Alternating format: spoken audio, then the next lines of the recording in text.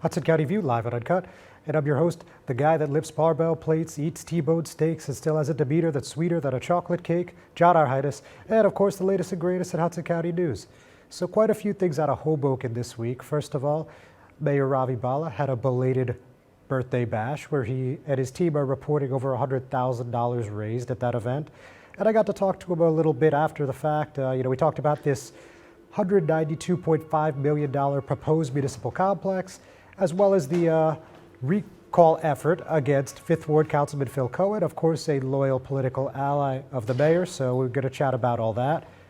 We're also going to talk about a dispensary in Jersey City that was approved by the planning board, and there was some dismay among parents, among the Board of Education, due to the fact that this is about 2 blocks away from an elementary school, so we're going to talk to you about the drama surrounding all that. We're also going to recap of quite a few things with the Hudson County Democratic Organization Chair and also a Jersey City Councilwoman at Large, Amy DeGise. And she'll be joining me remotely right after this word from our sponsors. Burns Brothers Memorials, Monuments, and Markers, 787 Tunley Avenue, Jersey City. Hudson County's only monument maker, serving all faiths and cemeteries. Design, studio, and large inventory on site. Cemetery inscriptions and custom orders welcome. Burns Brothers Memorials, Monuments, and Markers, 787 Tunley Avenue, just south of Secaucus Road. Craftsmanship that will last for all eternity. Burns Brothers, Jersey City, Albert H. Hopper, North Arlington. Visit us on the net. Consumer Carpets, 3408 Kennedy Boulevard in the Jersey City Heights. Your one-stop store for residential and commercial floor treatments. Carpeting, linoleum, tiles, laminates, hardwood floors, area rugs, remnants. All major brands, all in stock. Free estimates, same-day installation. Consumer Carpets, it's savings, selection, installation. Credit cards and debit cards accepted. Financing available. Consumer Carpets, price to fit your budget, installation to fit your schedule. On the net at consumercarpets.com. Consumer Carpets, Jersey City, 201-792-2712. Stevens Jersey City Ford, certified parts and service located at Route 440 and Communipaw Ave, is your #1 source for Ford and Lincoln automotive needs. We use certified Ford Motorcraft products to keep your Ford running in top shape. Motorcraft parts are backed with the Ford warranty, which includes a 2-year unlimited mileage guarantee. Our team will have the right Motorcraft part to ensure the best performance from your Ford or Lincoln. You can order in person at the parts counter or online. Let us help keep your Ford or Lincoln in the best shape at Stevens Jersey City Ford. Hudson County View, live and uncut. John Heinis. And as I mentioned just a couple moments ago, today I'm joined remotely with Jersey City Councilwoman at Large, as well as the chair of the Hudson County Democratic Organization, Amy DeGise. Amy, thanks for agreeing to come on today. Yes, thank you for having me. All right, great. So look, obviously there's no shortage of local happenings. So let's start with the Peninsula City over in Bayonne. You had a late endorsement for Mayor Davis and his slate, and obviously they were triumphant and no runoffs. But it appeared that behind the scenes, there were some members of the HCDO that was helping the opposition. I mean, what were you seeing from your vantage point on this? So I, as an individual, was supportive of Mayor Davis and wanted to work with the campaign. I'm really close with his newest councilwoman, Jackie Weimer, but did not want that to be seen as a HCDO interaction at all.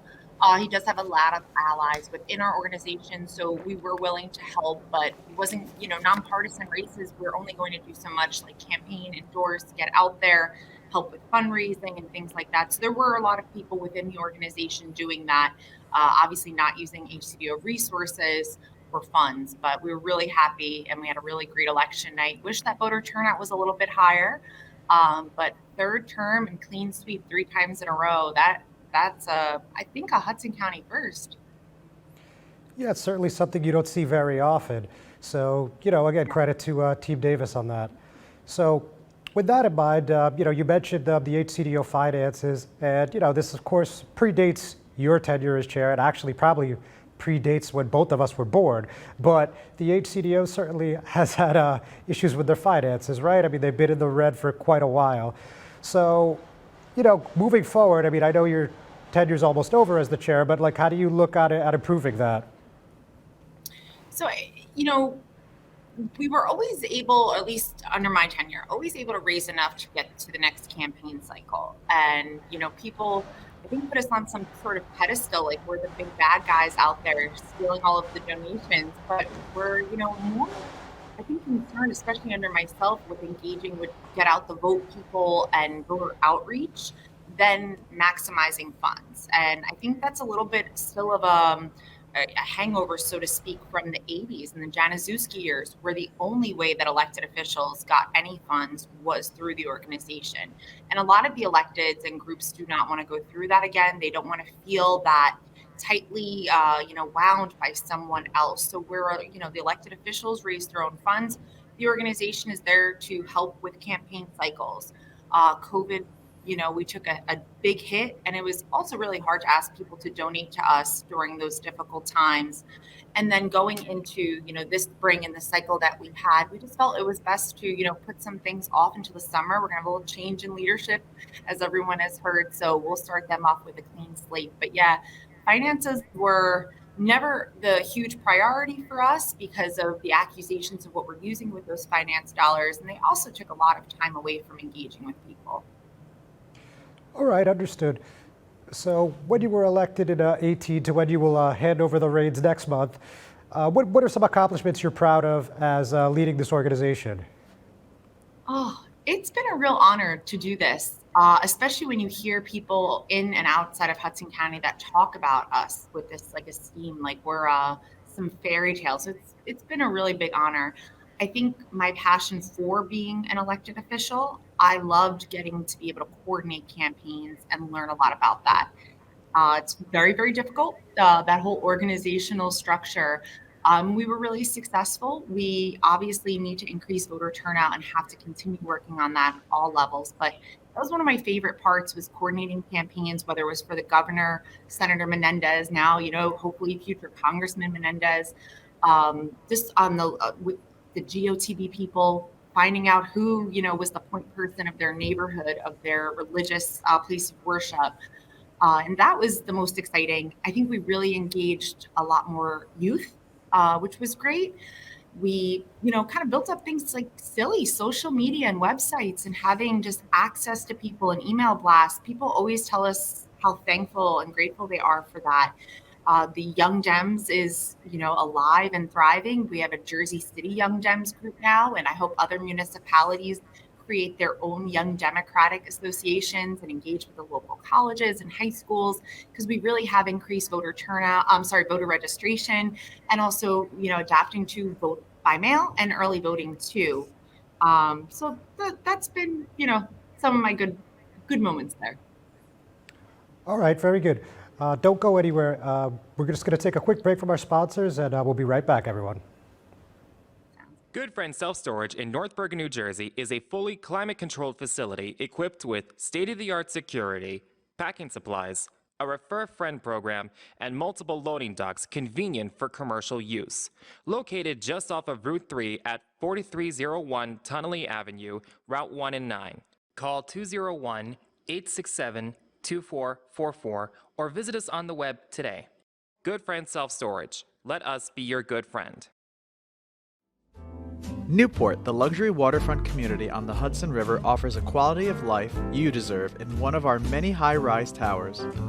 With amenities such as the on-site Newport Path, light rail, Newport Town Square, 3 playgrounds, dog run, upscale restaurants, retail giants like Kohl's, JCPenney, Macy's, and Target.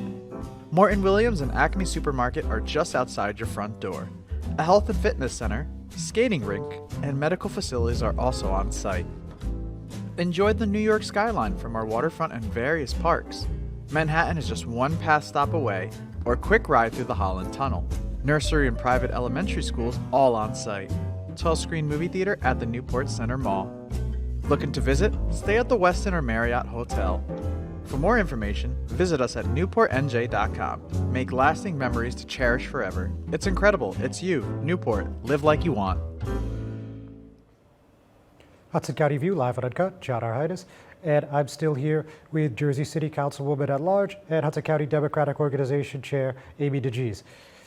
So Amy, in the past couple of years, we've heard from the progressive members of the party, not all, but a few at least, and they've said that they really haven't had much of a voice. You know, they're not appraised in meetings, they're not put on any committees, sorry, and you know, basically said they've been left out of the process. I mean, what would you say to this criticism from them? I disagree. You know, we welcome everyone with open arms. Voter engagement is a very high priority. We have Democrats from a conservative level to, you know, a very far left, you know, level as well. We have to all be under the same umbrella. And I feel like myself, the organization, and every other elected official and municipal chair have really worked to bring all of these people in and build platforms and consensus. And we have a lot of liberal and very progressive Democrats that work with us often, and we have some that don't. And we also have some moderate and conservative Democrats that don't want to work with us either.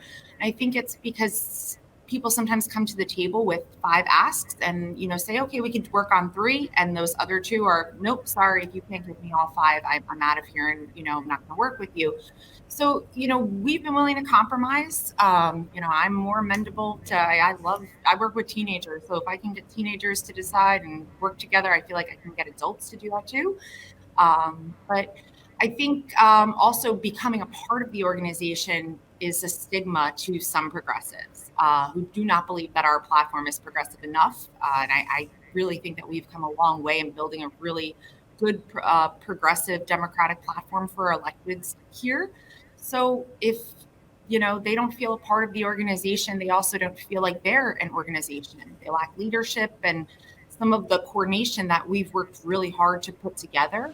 But I think going forward, with or without me, people are always going to be welcomed into the organization. You just have to be willing to compromise and negotiate a little bit. All right, so with that said, when we're talking about your more than likely successor, that's Hudson County Board of Commissioners Chair Anthony Veneri, why do you think he would be a good fit for this role? So I think what we saw in recent months, especially with redistricting, local, county, and statewide, that process wasn't the best for, you know, our constituency, our residents, our voters, and elected officials being affected in that matter too, especially on the statewide side, where I think a lot of us, and I'll include myself in that, felt that maybe other counties in the state were attacking Hudson County and wanted to pin 2 really strong, great leaders against each other and just rile up, you know, a mess that we are, you know, not relevant in Trenton because, you know, Hudson County demands a lot, as we should. We need a lot of resources. We have a lot of people to take care of and essential services to provide. Trenton loves a broken Hudson County, and I think that highlighted that for us. So where my love and you know, work goes into really the local side, I do think that a statewide lead is going to be good here. You have, you know, Commissioner Veneri, who has worked at the county level, but is also extremely close with Senator Sacco, has great relationships statewide, and he's going to build upon them to make sure that Hudson is taken seriously and maybe a little bit more aggressively if need be. If resources are going to get cut or other elected officials are going to be pinned against each other, we're not going to handle that anymore. Hudson deserves a lot more. And I think Commissioner Veneri is going to go into it building on those relationships and not accepting no for an answer. Okay, very good. And, you know, look, it's not a secret that as much as progressives have some strife with you, I mean, they've really expressed some discontent with Chairman Veneri, mostly because of the ICE contract. So how do you think that's going to play out? You know, again, I think he wants to work with everyone, you know, just, you know, knowing him as a person and even talking to him a little bit about the transition, you know, he's willing to work with everyone and he's kind of ready for it. You know, he's like, who am I going to sit down with the most? Who's going to be calling me every day? And he's really trying to prepare for that. And he's not a progressive. I get, you know, maybe not following with all of the ideologies, but I also think he's a person willing to agree to disagree, willing to build the platform and invite, you know, new ideas in.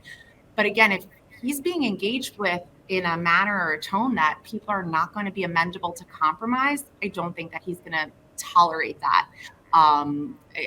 You know, I was a little bit more patient. I think that, you know, he's going to, you know, keep his time close to him because this is a really big statewide initiative right now. that if you're not willing to work with the party, and if you're going to throw stones instead of helping us lay bricks down to, fortify ourselves, that, you're just here to point out problems, not solve them. Okay, understood. Now, obviously, you're talking to me from your school today, and before we part, I think I would be remiss if I didn't ask you what you think about these recent school shootings in Buffalo and in Texas, and we're seeing a lot of, I'm going to say, interesting ideas talking about limiting the doors at these schools, arming teachers, so on and so forth. So, what do you think of this discourse, and what do you think some solutions may be? I really beg of people to talk to educational staff and the unions. We're often left out of this equation, instructional and non-instructional, but yet we have to be so prepared. And it was, I've been in a school setting since 2008. So it's always been, taught drills and things like that. And they've just, grown. To put that weight on educators and non-instructional staff in schools, I don't think people realize you can't just depend on us during the school time, but then not consult us when tragedies like this happen. And it's scary. It's also scary that you could be so prepared, but yet we acknowledge all of the students in the building as our kids, and we would do anything to protect them and make sure that harm didn't come their way. And it's a really heavy thought to have sometimes, especially when things like this happen and you hear the stupid "I'm giving my thoughts and prayers," or, let's fight. Like, I think we attack people's rights so much and then don't look at the, gun ownership and say, hey, maybe we should make this a little bit different. Don't want to take away guns, but maybe this should be different. We also really need to highlight social emotional learning. And that's something that teachers and teachers unions brought to the forefront during COVID, that teachers' mental health was taking a hit, that our students' mental health was taking a hit. It is still. My school district has more students on home instruction than ever. And it's mostly because of stress and anxiety. I think that you can't always rely on educators to address these as, a trained, therapist. We need more resources to identify students that are struggling and to be able to, find them help and resources. My district is doing a lot of work with nonprofits and the local medical community on, helping out the current staff instead of adding to their caseloads, giving them resources in the community that are willing to help our students. But it's really difficult. And in states where, the more conservative values are attacking people's rights and what's in a curriculum, they're really forgetting the mental health of educators and those who get educated. And then, Councilwoman, I'm going to stop you there. But I appreciate you for joining me today. It's always a pleasure. Certainly we'll chat soon. Ladies and gentlemen, thanks for joining us. We're not done yet. We'll be right back. Thank you for having me. Introducing the all-new Ford Maverick. A truck for people who do stuff. And people who make stuff. People like Gabrielle Union. I make this look good, don't I? Who haul whatever they want to wherever they want. Like wood to build things made of wood with. And friends to get weird with. It's for long trips that the standard hybrid engine with a targeted EPA estimated city fuel economy rating of 40 miles per gallon helps with. That an 8-inch touchscreen connects with. And any trip that this interior makes more comfortable. But we'll let Gabrielle tell you all about it. Or I could just tell them it's a Ford truck that starts at less than $20,000 MSRP. Yep, that works too. The all-new Ford Maverick, built to defy expectations.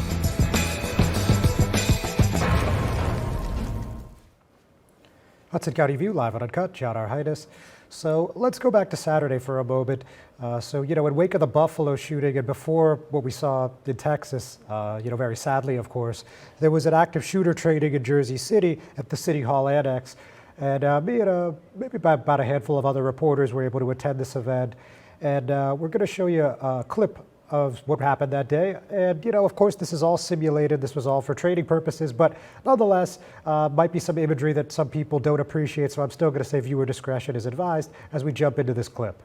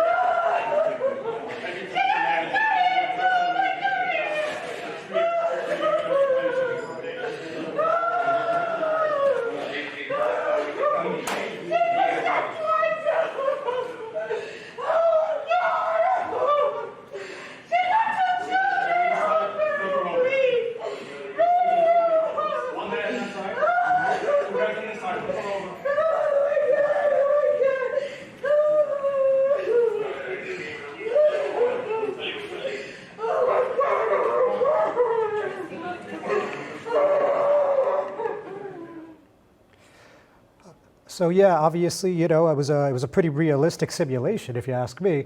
But more substantively, we obviously heard from the public safety director, the police director, and Mayor Stephen Fulop. And the reason that this was so close to home for a lot of people is I'm sure everybody watching has heard that this accused Buffalo shooter wrote this 180-page manifesto that mentioned 3 New Jersey municipalities, and that was Jersey City, Lakewood, and Toms River.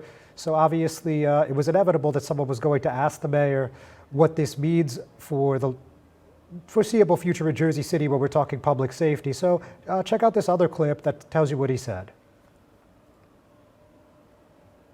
We have active communications with the FBI nearly daily.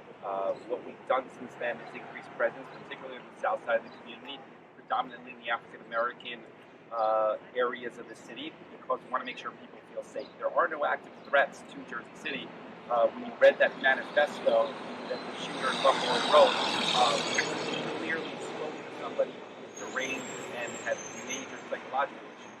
But the reality as it relates to Jersey City is it's a good example for what is possible across the country with regards to a very diverse city, lots of different communities living together in a peaceful, great way. So I think the shooter surely didn't understand what was happening here in Jersey City. From a personal standpoint, I think some of the elected officials, clearly any time that you see us mentioned in that way, it opens up a wound that was really, really tough for Jersey City to work through in 2019, and we still are working through it. But, I think that Jersey City is a great place to live. I think that shooter clearly didn't understand the dynamics of the city. He spoke about displacement here, predominantly of the white community. And even that shooting incident here had nothing to do with anything that he spoke about. So we've increased police presence. We're going to continue to do that on a visible standpoint. And Panepinto Properties, Jersey City, shaping the workplace with state-of-the-art office spaces and addresses your company desires. Building residences that define your home environment, adjacent to all modes of transportation with on-site parking available. The right address, the right lease. Call 201-521-9000 or visit online at panepintodevelopment.com. Panepinto Properties, building Jersey City for everyone. Not everyone celebrates the birth of a baby. You have options. Don't panic. New Jersey has safe havens for unwanted infants. Leave the baby with staff at any hospital, ER, police or fire station, or rescue squad. Call the number on your screen for safe haven locations or go to www.njsafehaven.org. No shame, no blame, no names. Safe Haven. Hudson County View live at Uncut. John Heinis. So let's talk a little bit about this planning board hearing where they okayed a dispensary downtown. That's actually at Ward B. And we're talking about Cannabis Place 420 Corp. And this is at 1544 John F. Kennedy Boulevard. So we saw a lot of social media posts heading into this meeting. And, we saw Board of Education President Gerald Lyons, trustees Lorenzo Richardson, and Gina Vertobello, who's one of the board vice presidents, come out against it. The reason being is the proximity to a school, as I mentioned at the top of the program. And long story short, it's about 2 blocks from the Alexander D. Sullivan Elementary School. Most people call it Public School Number 30. And, a lot of people just said that this is essentially not a good look. But to give you the particulars, we heard from one parent who said that there's a school in the vicinity, only 2 blocks. It's one of the best schools in Hudson County. I'm a parent of a child going to that school. And she went on, this was actually Nirvi Shah, and she went on to say that this could really impact the quality of the institution here. And we heard from Vertobello, as I mentioned, and she said it's still in close proximity to that school. That school has a lot of federal aid. We asked you that you wait. And Richardson also expressed concerns about the federal funding taking a hit from this. I mean, they didn't exactly explain the correlation, but nonetheless, it seemed to be a legitimate concern of theirs. And we heard from Lyons too. He said, I have concerns about this being so close to the school. I'm very fearful. And he said the community room could potentially be used for nefarious purposes. And,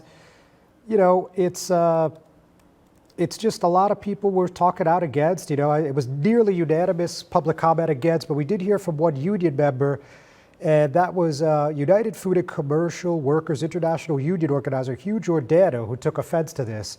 And basically he said, to make it seem like a crack house is kind of upsetting to hear. And he said these comments are attacks on working people. And interestingly, when they finally did call the vote, we heard from planning board members who said that, you know, we wish we could do more, but this adheres to local municipal zoning code, and there really is no legal grounds for us to object. Apparently, those objections would have to be taken up in front of the relatively new Cannabis Control Board of Jersey City. So this passed 6-0-1 with Commissioner Dr. Orlando Gonzalez abstaining. So as I mentioned at the top, we have a lot of stuff happening in Hoboken, so just really hurry up offense here. Talking about his birthday bash, you know, said he raised about $100,000, and some dignitaries in attendance included Hudson County Commissioner Anthony Romano. We also saw Bayonne Mayor Jimmy Davis, Hudson County Sheriff Frank Scialleri, 8th District Congressional candidate Rob Menendez, and the MC was former Hoboken Mayor Dave Roberts. So with that, we talked a little bit about the municipal complex. Again, very briefly, he's 100% certain that this is going to happen. 100% it's going to get done one way or another. In terms of how, we're just going to go through the process, and that process of democracy. And he said there's so much vision and potential behind this project, there's no way it's not going to happen. I found this a little surprising because, as you guys know probably by now, the council is tasked to vote on a bonding ordinance, $44 million, to acquire the Poggi Press site. And that's not going to happen without 6 affirmative votes, so it would appear that there's a plan B. I don't know what it is yet. He declined to comment, but this is going to get interesting. Now, as far as the recall effort goes, 3 people from the 5th Ward, that's Perry Bellafiore, Rebecca Cohen, and Barry Grossman, basically said that he has prioritized special interests before our own. And we're going to end on this note. This is what the mayor said when I asked him about the recall. Thanks for joining me this week, ladies and gentlemen. We'll see you soon. Yeah, I mean, I guess politics always has its silly season, and I think this is a prime example of political stunt. You know, people in America are free to do whatever they want. They can try to cringe circus, but frankly, it's a joke. I think the people will see right through it. I think it's a credit to Phil Cohen as a councilman. They wouldn't be trying to do this if he wasn't doing such a great job representing his constituents, newsletters, do interactive events. So Phil is a great councilman. I think he's being targeted because of his competence, because he's a great councilman. So it's not something I take seriously, but people are welcome to do what they want. I think the general public will see right through it.